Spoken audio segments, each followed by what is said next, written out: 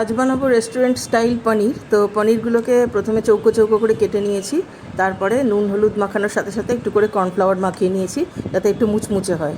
আর আলুগুলোকেও এইরকম চৌকো চৌকো করে কেটে নিয়েছি, তারপরে নুন হলুদ আর কর্নফ্লাওয়ার মাখিয়ে রেখেছি।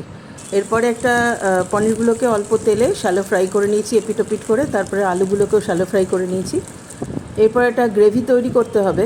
সেই গ্রেভিটা তৈরি করার জন্য আমার যা যা লাগবে সেটা হচ্ছে টমেটো, কাঁচা লঙ্কা, তারপরে পেঁয়াজ কুচি, আদা কুচি, রসুন কুচি, আর হচ্ছে কী বলে শুকনো লঙ্কা। তো এগুলোকে সব একটুখানি তেলের মধ্যে, আর একটু কাজুও নিয়েছি, এগুলোকে সব তেলের মধ্যে নাড়াচাড়া করে নিয়ে তারপরে ঠান্ডা করে মিক্সিতে গুঁড়ো করে নিতে হবে, মানে পেস্ট বানিয়ে নিতে হবে। আর মিক্সিতে পেস্ট বানিয়ে তারপরে ওটাকে কষাতে হবে।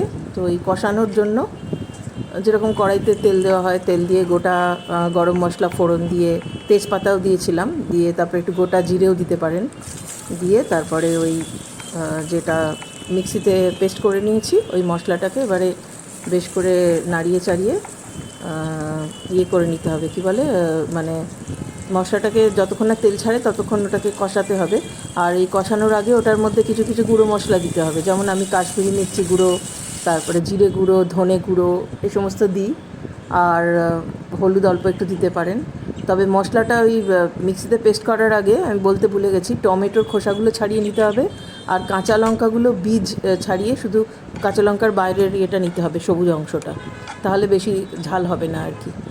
আর তারপরে যেখানে ছিলাম ওই মশলাটা ভালো করে কষিয়ে নিয়ে তারপরে একটু নুন দিয়ে, চিনি দিতে পারেন অল্প, দিয়ে তারপরে আলুগুলো ছেড়ে দিতে হবে, আলুগুলো কষিয়ে নিয়ে তারপরে একটু ওই মিক্সি ধোয়া জল দিয়ে ওটাকে সেদ্ধ করতে হবে, আলুগুলোকে ঢাকা চাপা দিয়ে।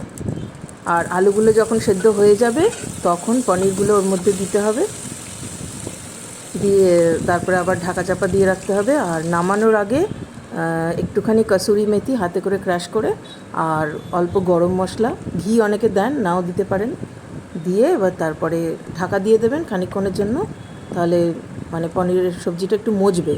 তো এমনিতে তো পনির সবাই রান্না করতে পারে, কিন্তু এই রেস্টুরেন্ট স্টাইলটা করলাম এই জন্যই যে অনেক সময় রেস্টুরেন্টে খেতে যাওয়া হয় না, বাড়িতেই রেস্টুরেন্টের মতো খাবার বানিয়ে নিতে ইচ্ছে করে। তো সেই জন্য একটু ভালো করে পনিরটা রান্না করলাম। তো দেখুন আপনারা বানিয়ে, নিশ্চয়ই বানাবেন, আপনারা বানিয়ে খেয়ে বলুন কেমন হয়েছে।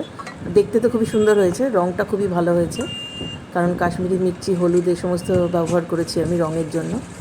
আর ঝোলটা যেরকম রুটির সাথে খাওয়ার মতো বা পরোটার সাথে খাওয়ার মতো ঘন ঘন একটু গ্রেভি গ্রেভি টাইপের, ওইটাই করতে চেয়েছিলাম, সেই জন্য ওটাই করেছি। আর পনিরের সাথে কাসুরি মেথি খুব ভালো যায়, ওই জন্য লাস্টে একটু কাসুরি মেথি হাতে করে ক্রাশ করে, অনেকে আবার ওটাকে শুকনো খোলায় ভেজে নিয়ে তারপরে হাতে করে গুঁড়ো করে পনিরের উপরে ছড়িয়ে দেয়। 2 নম্বর রেস্টুরেন্ট স্টাইল পনির তৈরি।